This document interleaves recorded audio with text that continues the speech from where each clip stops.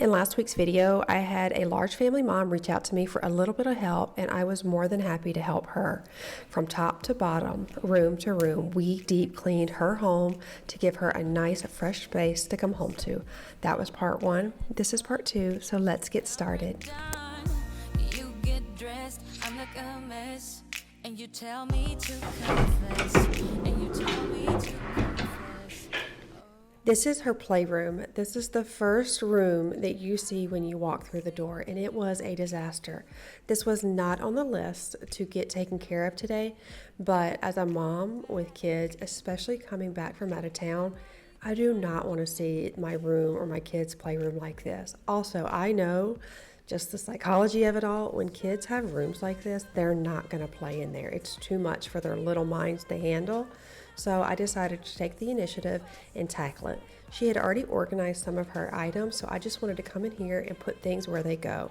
It did definitely overwhelm me, so I pulled out the broom and I started putting things in piles. That's something I recommend you all do as well. Whether it's a room and you have to sweep it in piles, it's the countertop and you put it in a bin and tackle it later. When you do that, it really helps to be able to sort through all of the things right in front of you. Apologize. Too soon to say I'm fine. Too soon to say I'm fine. Oh, I don't know what to say, what to do, how to make you see. This is nothing in real life, it might just have been a bad dream. You can run, you can hide, but you can't put the blame on me. Because you're acting like a volcano. If you have kids and you have a playroom for them, even their bedrooms, I want to encourage you to look into the Montessori style. That is becoming more and more popular because psychologists and child behavior specialists are learning that kids do not do well with a lot of brightly colored and overstimulating items. They're just not going to play with them. So if you were like me and then you notice your kids didn't play in their playroom, or when you have Christmas they would rather play with the cardboard box, there's some psychology behind that, and I would definitely encourage you guys to look into it. Less is more when it comes to kids. Just save us, just save us. Oh, nothing you do, oh, nothing you do can save us, can save us. Because you're acting like a volcano, tending to be my savior. Nothing you do can save us, save us. Because you're acting like a volcano and make me feel outrageous. You keep teasing me, but you're nothing without me. I often recommend when you declutter, make sure you have your kids involved. But when it comes to their playroom, I think as a parent, you know what's best. And that's probably something you want to tackle first. Now, I never recommend going in there and just throwing all of their things away, even if it's torn up paper or drawings they've made 10 of. You really want to just be cautious and respectful for those types of things. But for the bulk of it, I would probably take care of it on my own, just because I have kids who don't care and they'll get rid of everything, and then I have one child that wants everything. So there's definitely a balance there, but that's something you can gauge as a parent.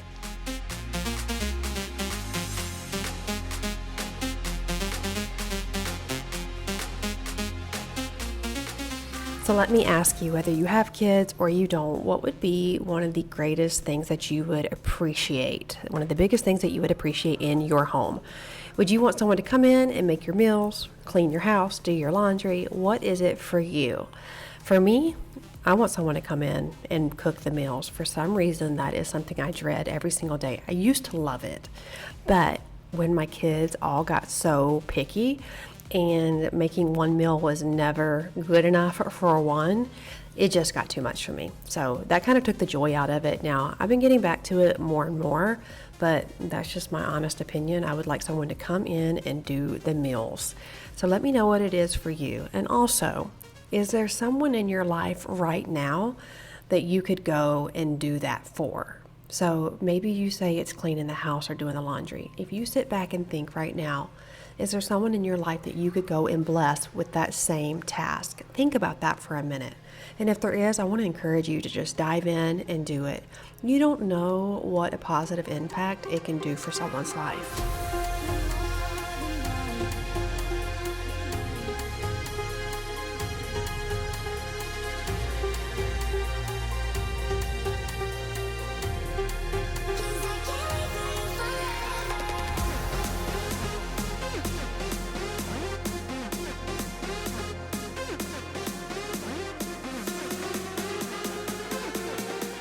If you're a mom with kids still at home, even if they're not at home, there is something that I have learned about kids. Being a mom of 6, this is something that just rings true still today. So if you're new here, I have a 21-year-old, she's about to be 22, and a 2-year-old. And one thing I have learned, if you are around kids, if you give them very minimal things to play with, they will play with those things. But when you pack their playrooms, rooms, baskets, living rooms full of toys, it's too much for them. So I was recently on the Declutter podcast, and we actually talked about this in length. Adults and children cannot handle a lot of overwhelm and excess visual, stimuli. So if you go into your kid's playroom and it is just bubbling over with toys everywhere in every square inch, of course it's a playroom, that's where the toys go, you'll find that your kids probably don't play in there as much as you would like them to or had hoped for them to.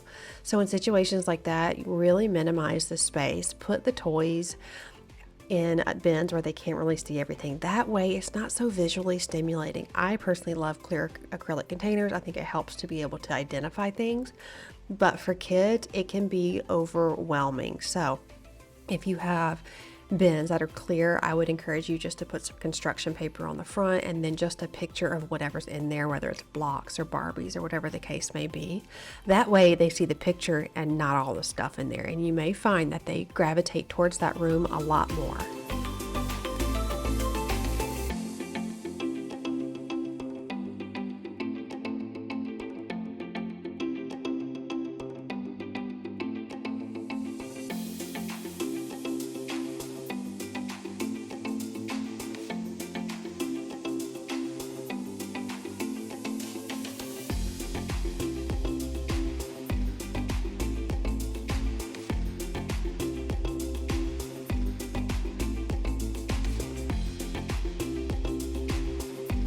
So have you all gotten started with the spring cleaning? Is it even springtime where you're at? Has the snow melted? Is the air getting warmer, just like a crisp feeling in the air? I think this is probably, no, I've mentioned this before.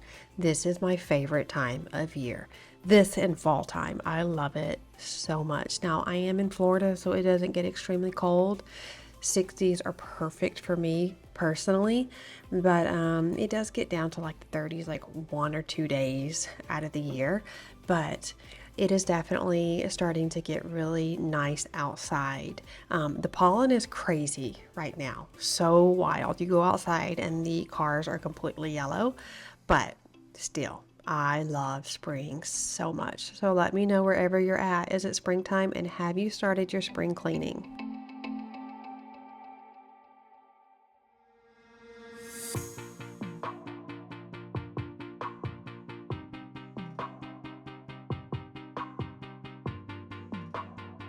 So I know when it comes to spring cleaning, this is the time that it registers for us to like get on top of the countertops and do the top of cabinets or the hall tree or fans. But I want to encourage you to do this a lot more. If you only do this once a year or maybe every few years or never, the dust up here, especially in the kitchen, gets so sticky and so hard to get off. I mean, it really takes some elbow grease, which is all good and great. But if you stay on top of this and do it a couple of times a year, I would recommend every month at least, every 2 months.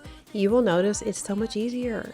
When you go and you do deep cleaning, it can take a really long time, but when you stay on top of it, when you go back to do this same task, it's just simply wiping everything down with a warm rag instead of really scrubbing with soap and water, really having to like scrub everything and get all the sticky dirt and dust off of it. So that's my encouragement to you. Yes, it's a time investment in the beginning, but if you stay on top of it and you give it just a little bit of time each and every month, you'll notice you're actually spending less time doing this than if you were to do it every few years. Trust me. The same thing goes with decluttering. Yes, it is a time investment in the beginning, but if every single time you pull something out and you put it back where it belongs, you are saving yourself so much time in the long run. And you know what? You deserve to have extra time to do something else other than these tasks if this is not what you want to do. Or you can be just like me and actually love to do this type of stuff.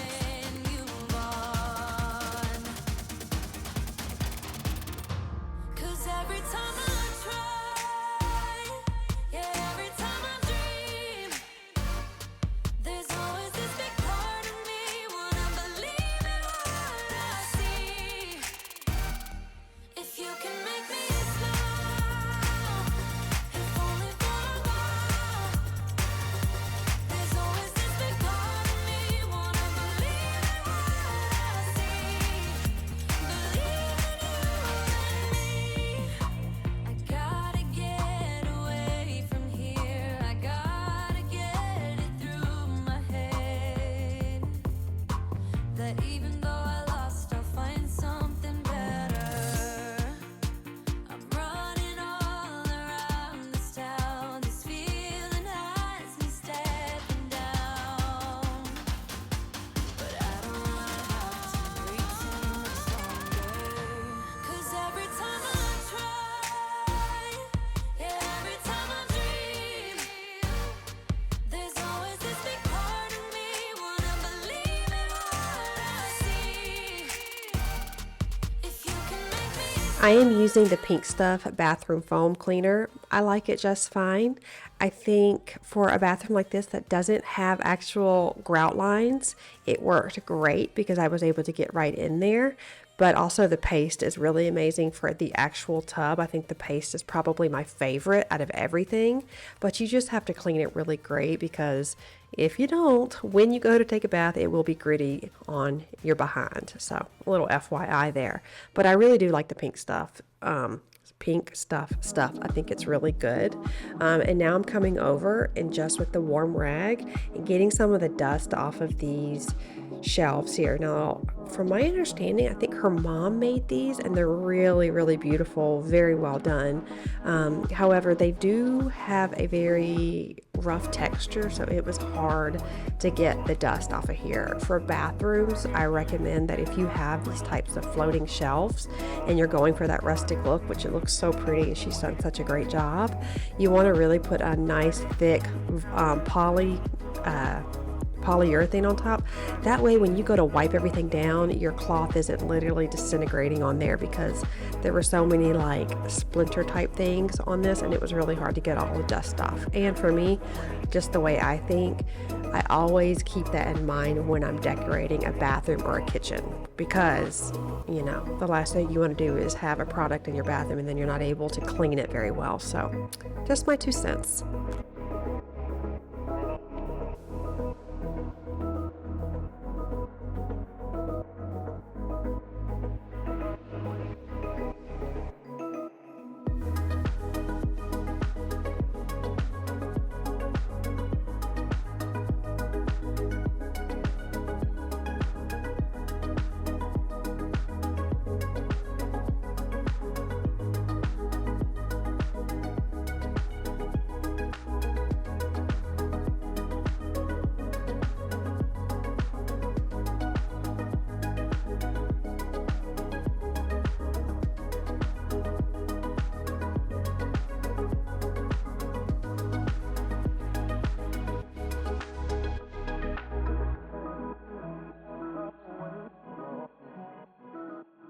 In last week's video, I shared some of my favorite cleaning supplies for those of you who may be just getting started on your journey of cleaning more consistently, or you just want to know because there are so many people trying to promote so many things, and everybody has their own personal list. But for me, I mentioned some of my favorite things were the pink stuff paste, a Scrub Daddy, any type of scrub. I love all of theirs, even their handheld dish scrubber is fantastic.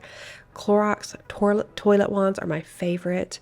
Any type of, Pine Sol or Arm& Hammer mop cleaner is my favorite. But my favorite mop is the Tovar mop that you see me using all the time. Now, a lot of times I see that you guys are asking for the link. It's always in my description box all the time, and it's Tovar, Tovar cleaning. You can find them online, and you can find them on TikTok and Instagram, but that is where I get my mop. Found him many years ago just promoting his family business, and I just appreciated that so much. I wanted to give it a shot, and I've been hooked ever since. So then for my favorite granite and stone cleaner, that is the Method, by far my favorite.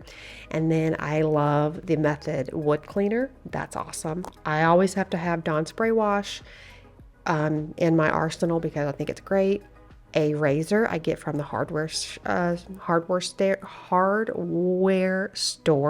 or Walmart, but it has a little handle on it, super inexpensive. That is great for things like that. And I think that was it. But yeah, if you want the full list, it was in last week's video. I will have the link in my description box as well. I will have it at the end of this video if you want to catch up on that.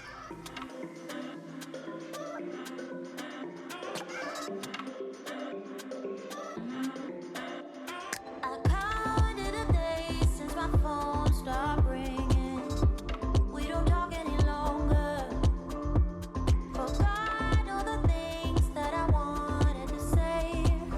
I guess you got new friends. Now I swear to God I am all alone in this wide, wild world. Wide, wild world. Baby got me salty, salty, salty. Baby got me salty, salty, salty. I stopped living my life by my horoscope. Didn't get me places, and I don't share my food with my cat anymore. As I'm watching myself clean these doors as I'm editing, I am remembering I also added the magic eraser to that list of must-haves. I have tried the generic brands, and I just don't find that they last as long. They just disintegrate so much quicker. So I want to add that to my list. Also, a little bit of Goo Gone helps so much, especially when you're trying to get stickers off of walls and toilet seats. It takes it right off.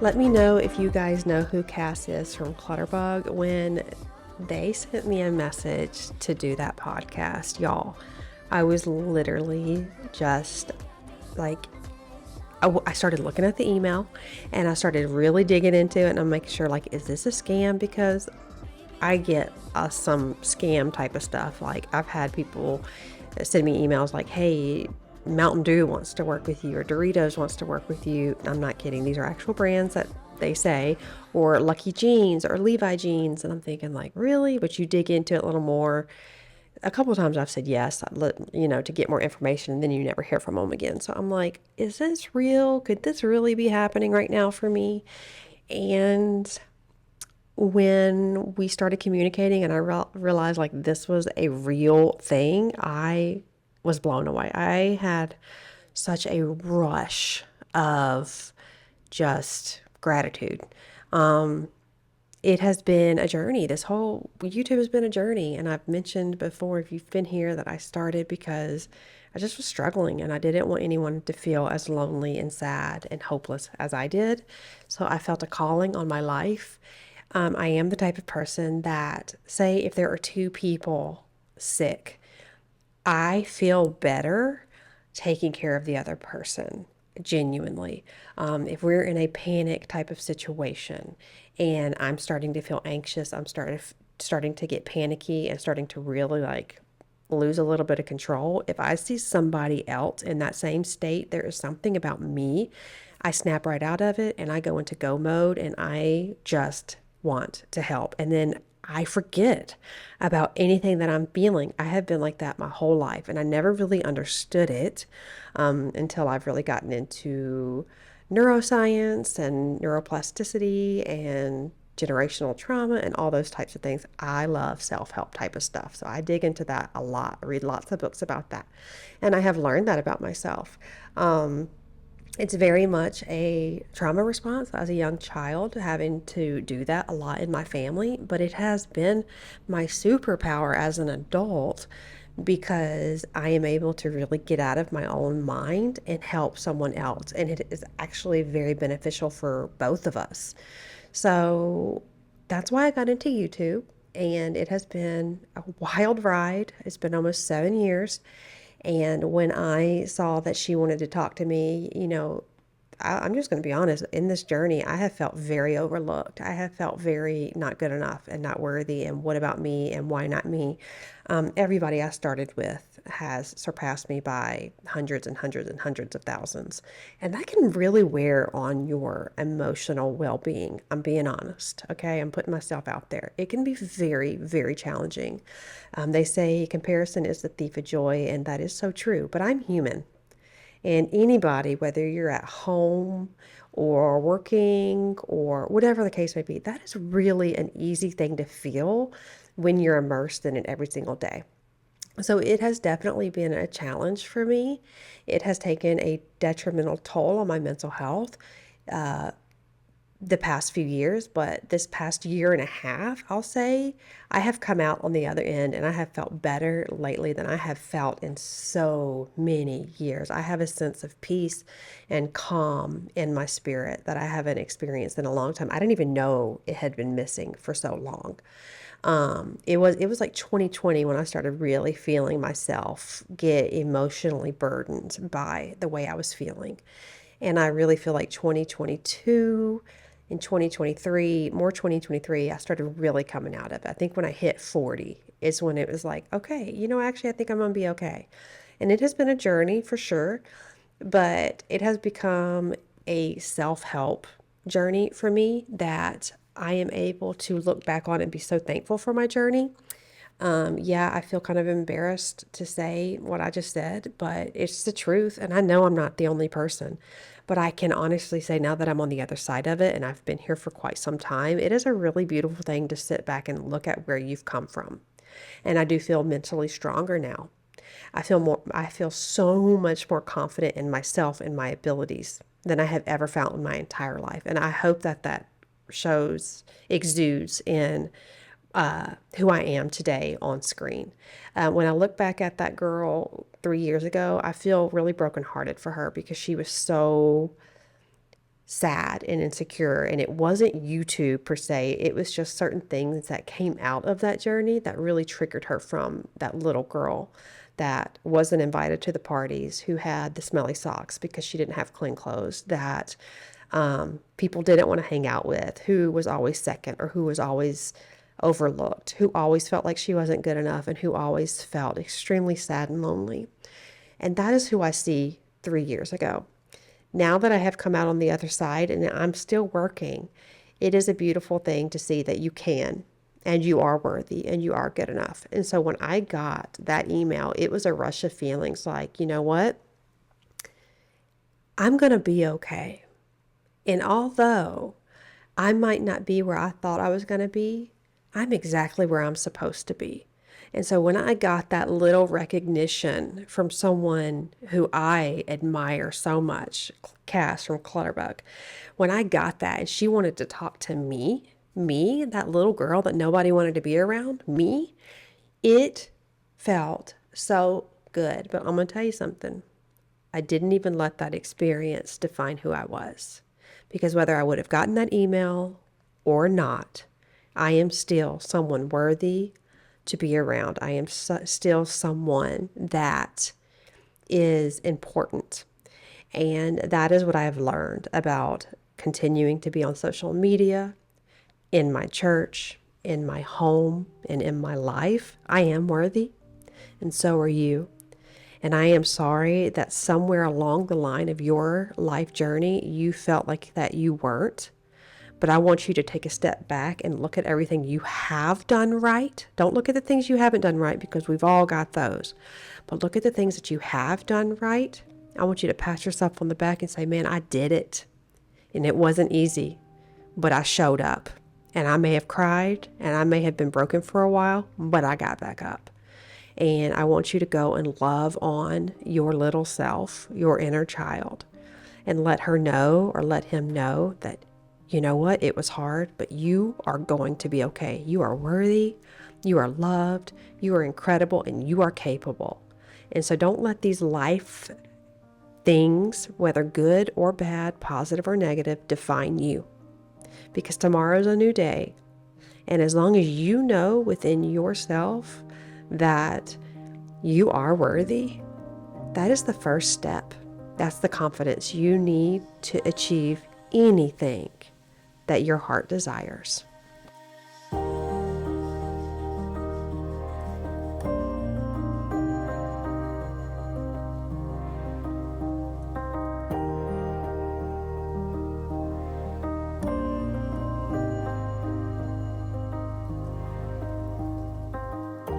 So I am done. This is today. It is, I don't have my phone. Where is my phone? It is 9:38. So here we are. Let me just go over really quick. She wanted me to, actually let me show you. It is 9:42 now and I'm tired. It took a lot to do this. I did a whole a venti and a half latte, couple of sips of some tea, ordered myself some turkey breast and french fries for dinner. I need more water, and I think that's a wrap. So I'm excited. Well, am I excited? I'm actually just tired. I kind of feel like I'm not even coherent now. I got here at 10:30 this morning and it is 9:42. So I did go home for about hour and a half, 2 hours. So I hope this mama feels like the house feels good, and I hope she notices that it feels good. So I think that's a wrap. I think that's all I'm gonna do. Yeah, if I come back and mop, then great, I'll bring you along, but I don't know if I'm gonna do that. So I hope you guys enjoyed today's video. This was like deep clean to the max, right? You guys loved it when I cleaned my mother-in-law's rental. It was the filthy house deep clean. Y'all loved that. I don't want to say that this is filthy, but it was dirty. It was dusty, but not dirty like filth, just like it just needed a good deep clean. So she does a really good job of keeping up her home, but 1 kid or 10 kids, it's a lot. So, and they both work. So, okay, I love you all so much. Thank you all for being here. Thank you for joining me on this journey. And I love you all so much. And just know that no matter what you're facing today, it's gonna be okay. You are made for big things. You are strong, you are capable, you are worthy, and you are loved. I want to say, and by God, you are loved. Who remembers that Stuart Smalley from Saturday Night Live? Do you remember when he would sit there and he would look in the mirror? He's like, you are special, you are loved, and by God, you are amazing. Like however he would do it. So that's just where my brain goes when I say that. All jokes aside, This mama is tired. I love you all. If you haven't yet, I would love for you to hit that subscribe button. Don't forget to like this video because, oh my gosh. Oh my gosh. I scrubbed so hard that I took the varnish off of my nails. Like, do you see how like they're super, hold on. They're like super shiny, but then this one, on the tip, it's not shiny anymore. Oh my gosh, I wish you could see. Oh my gosh, why can't you see? Like, you see how you can kind of see through the nail? Oh my gosh, I did it over here too. That's what I call a deep clean. All right, y'all. Love you. Bye.